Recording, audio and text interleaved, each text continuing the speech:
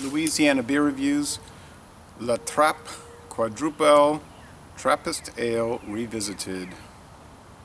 Okay, from Abby Koningshaven in the Netherlands.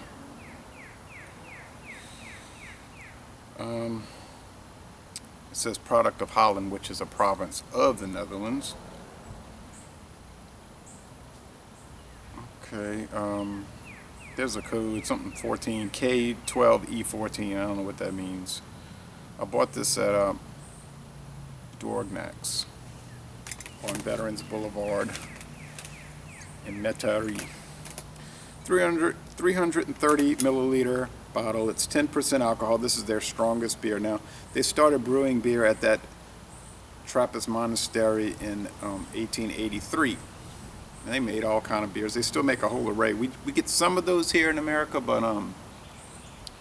not all of them. And I'm pretty sure I'm missing some in my reviews, so I'm gonna have to check back on that. The Quadruple was introduced in 1991, so we're only talking about 24 years now. It's been going on 3 years since I've had this. Beer Advocate and Rate Beer are giving extremely high scores. I guess Beer Advocate is saying outstanding, which would be their second highest, and then Rate Beer has got it like 99 out of 100. The Beer and Me is only giving it most excellent. That would just be a straight A. And then I noticed I had not written a review on that site, so I'm gonna keep my reviews up on the other two sites from 3 years ago, 2012, but I'll write a review on the Beer and Me, which is a smaller, much smaller website, less trafficked than the other two, but I do like some of the way it's formatted, so I try to participate there, help them out a little bit. This is not exactly prime weather for a beer like this. It's in the mid to upper 80s, probably around 85 though right now, so if it was 55 or colder it'd be better. Kind of a thin, I don't know what you call that color. Cream colored. The appearance is orange, kind of a brown orange, a tan orange. That's what it is. It's murky. You can't see through it. It's bubbly. I do see those fine little bubbles, and there's an enormous amount of powdery, I guess you'd say tan orange sediment. So, it's not too expensive, this beer, really. I mean, you can get some other ones, little bottles like this, $9, $10. I saw they had some that came in to my Thurns. I just said, I don't want to pay $9 and $10 for a little bottle of beer. And the way they're sitting on the shelf doesn't look like too many people wanted to either, even though those two get 100 out of 100. The sun is in a bad angle here, right after 3 p.m., really 2 p.m., but you know we have daylight savings time, which pushes everything ahead. This is very fruity and sugary.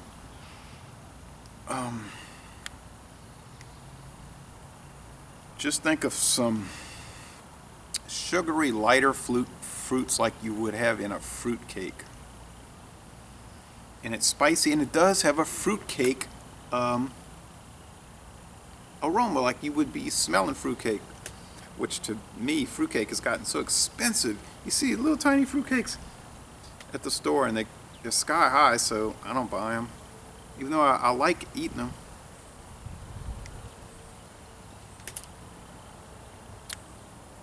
Same thing, it's so spicy. But with that fruitcake type spice. And I guess that's coming from the yeast. I don't think they use spices in this. They don't really give a recipe rundown on their website, just talking about the history of it. Tastes like they use probably that Belgian candy sugar, though. It's so common in these Belgian or Dutch ales.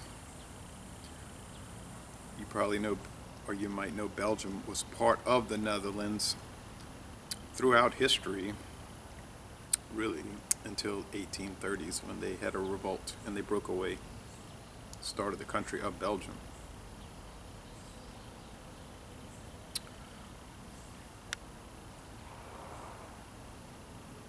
Still a kingdom.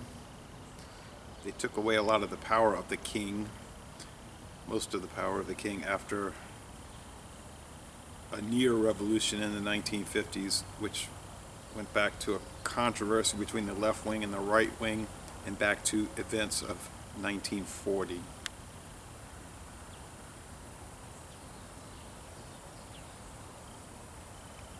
It is certified Trappist. You get some booziness.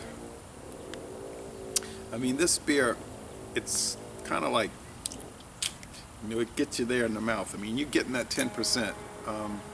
Some beers that are high gravity like this, high alcohol, you would say, oh, you can't believe it's 10%. This one, you can believe it.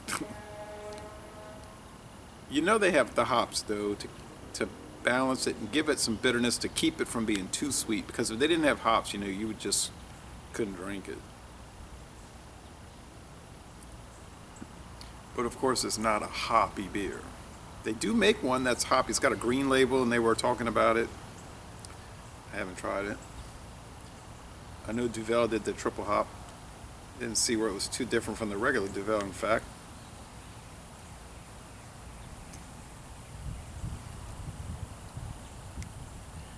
So you get the light fruits, the sweetness, a little bit of maltiness, some champagne-like qualities, especially almost into the area of the Magnolia mixed drink.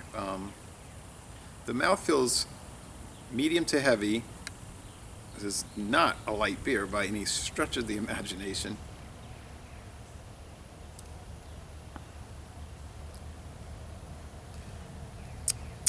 The finish is a little champagne dry like that, and a little very prickly in the mouth, and it's sippable. It's a sippable beer. It's not a sun-in-your-face type beer. It's not a beach beer.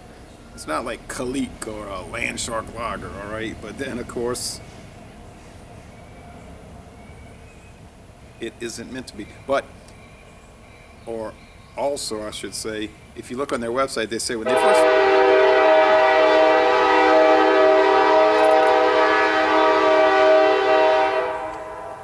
Doesn't the Kansas City Southern know I'm doing a video? Do they care? When this came out in '91, it was a winter special. Look in the bottle. A winter special. But they said it was so popular, they just said, heck, we'll make it year round. Listen to this fizz.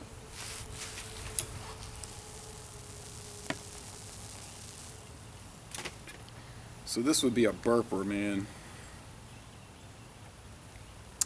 It's great. It's not